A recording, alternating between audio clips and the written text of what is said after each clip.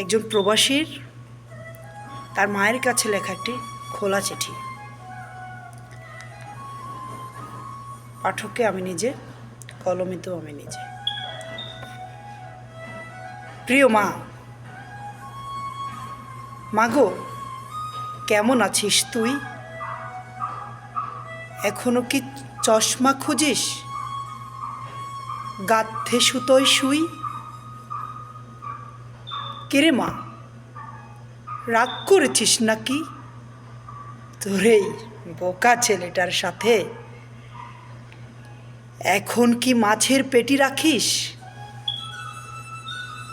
দিতে আমার পাতে? জানিস মা, আমার এখানে কত খাবার, খেতে চায় না মন।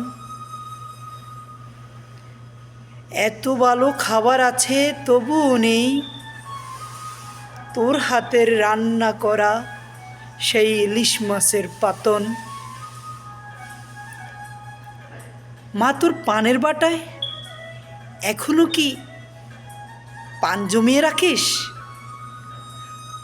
তুই তো আবার সকালবেলায় খালি পেটে মা শুধু পান চিবিয়ে থাকিস। বাবা কি মা এখনো গভীর রাত করে ফিরে? কতদিন বলেছি তুই থাকিস একা, লোকটা যেন একটু তাড়াতাড়ি ফিরে। মাগো, তোর চায়ের নেশাটা কি আজও আছে, নাকি বদলে গেছে কত অভ্যাস এই অভাবের সাজে? জানিস মা, এখানে কত মায়েদের দেখি, সবার মাঝে সারা বেলা তোকেই আমি খুঁজি। তোর সবজি বাগানে কি এখন নতুন কিছু আছে? রোজ সকালে একবার তুই বাগানে কোনো না কোনো ছুতোয় যেতি সেখানটার কাছে। মাগো, তুই তো বলতি তোকে ছাড়া থাকবো কেমন করে। দেখ না, আজ তোর ছেলে বছর বছর শুধু বিলেত ঘুরে। মাগো, যায় না মাঝে বসে তুই কাঁদিস না কোয়ার। তোর খোকা যে ভালো আছে, দোয়া নিয়ে সবার। সব কিছুই ঠিক আছে মা, নেই শুধু তুই।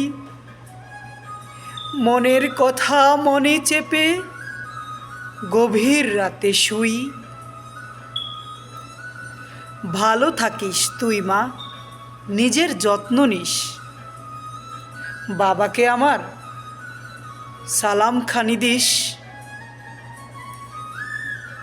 খোকন তোর ফিরবে বাড়ি দিয়ে সকল ঋণ। তখন সবাই একসাথে থাকবো মা, ঘরে মোদের বাজবে সুখের বিন। ইতি তোর অভাগা খোকা।